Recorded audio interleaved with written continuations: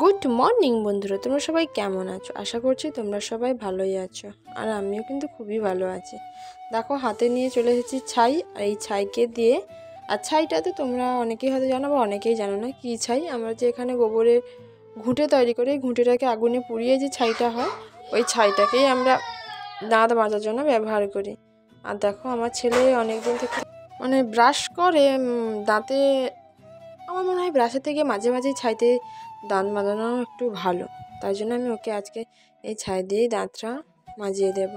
আর দেখো, ওখানে ও দাঁড়িয়ে আছে, তোমরা দেখতে পাচ্ছ না, আমার মায়ের আড়ালেই ও আছে, ও দাঁড়িয়ে আছে।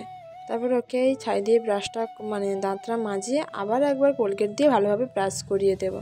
আর আজকে না একটা সত্যি খারাপ খবর, কি বলো তো, আজকে আমাদের মায়েদের টাইম কলে না জলই আসেনি, তাই জন্য মা অনেক দূর থেকে জল এনেছে, আর আমিও গিয়েছিলাম সাথে ওই ছোটো ছোটো বালতিগুলো নিয়ে আসতে, কারণ মার পক্ষে তো এতগুলো জল আনা সম্ভব নয়।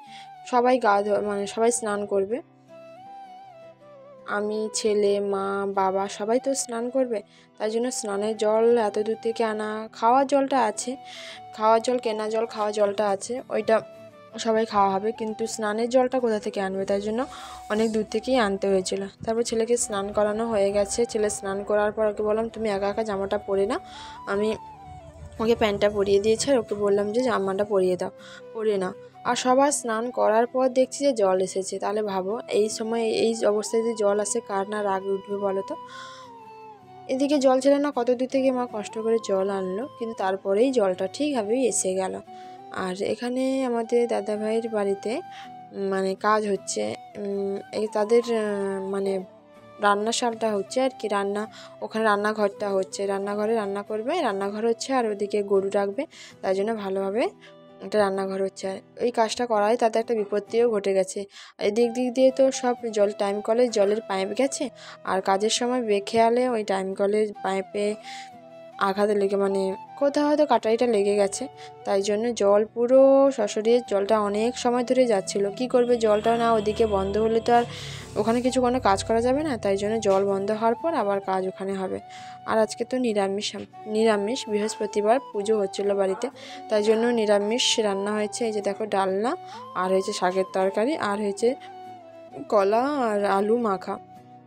তারপরে খাওয়া দাওয়া সবার সারার পর এই যে এখন আমি একটু রোদে দাঁড়িয়েছি চুলটা শুকোতে, আর চুল নিয়ে থাকা যায় না বেশিক্ষণ, তাই জন্য চুলটা শুকিয়ে নিচ্ছি। আর আমার ছেলে আর বাবা ওখানে, ওরা সবাই বাইরে ঘুমোয়নি, আমার বাবা ঘুমোতে চাইছে, কিন্তু আমার ছেলে কিন্তু বাবাকে আর ঘুমোতে দিচ্ছে না। ও না সবসময়ের জন্য, আমি যদি না ওর সাথে ঘুমোই না, ও সবসময়ের জন্য এরকমভাবেই দুষ্টুমি করে।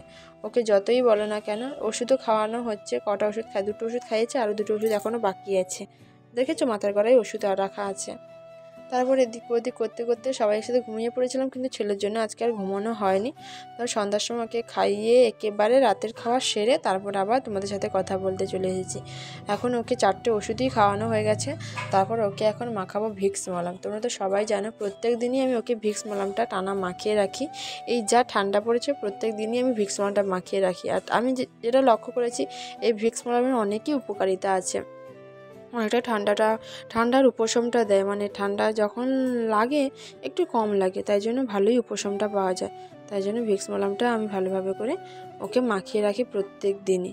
ও দেখো, ও কিন্তু কোনো সময় বায়না করে না যে আমি মলম মাখবো না বা কিছু লোশন কিছুই বলে না, ও সবসময় জন্য নিয়ে নেয়, আর ওটা নিতে খুব আনন্দ হয়। আর ওটা নিলে না একটু চোখটা জ্বালাও করে, ও বলে কিন্তু সেরকমভাবে কিছু বলে না। তারপরে ওকে বললাম তুমি ঘুমিয়ে পড়ো, আমি মশারিটা খাটিয়ে দিই। ও দুপুরে তো ঘুমোয়নি, এমনিতে ওর ঘুম পাচ্ছিলো, ঘুমানোর সঙ্গে সঙ্গে ও ঘুমিয়ে যাবে, ঘুমোতে এলেই সঙ্গে সঙ্গে আজকে ঘুমিয়ে পড়বে ও। তারপর মশারিটা যে দেখো খাটিয়ে নিচ্ছি আস্তে আস্তে করে।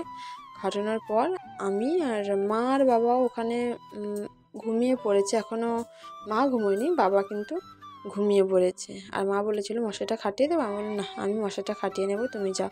তাই জন্য মা চলে গেছে।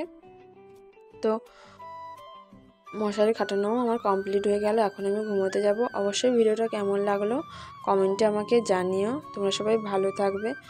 আর ভিডিওটা ভালো লাগলে অবশ্যই একটা লাইক দিও। আর tata all YouTube family, good night.